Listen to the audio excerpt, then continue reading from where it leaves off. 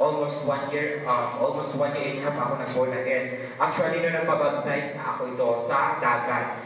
Pangapila ka nagpabaptize almost 7, siguro kami nga to mga 7. Kumbaga naliwanagan ako di karoon ako matuuran, nabasahan ko. Ang nakambalik ko na sa may dyan na, you must be born again ko, no? Dato anay natake man ka ako. So meaning literal, ang pagkaintindi nga, except a man be born again, he cannot see the kingdom of God ko, no?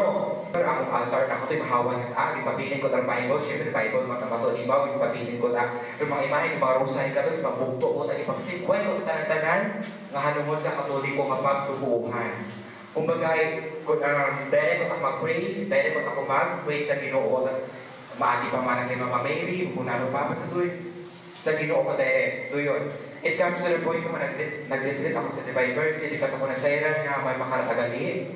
Nga maanday aton nga pagtubuhan, na magagamit nila mga imahe, mga crucifix, or tanan-tanan ako sa aton nag-pray sa worship. At sa naman din, abo nga sala, especially si Mama Mary, wala na nila recognize. Ato ng mga santo, ang mga nag-recognize. Doon, nga, abas abo nga sala. Abong sala sa mga pagtubuhan, mga luyon.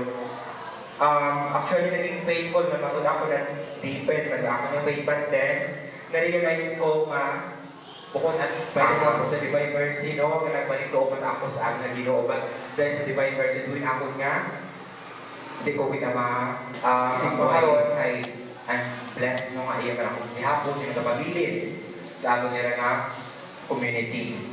So yun. Thank you.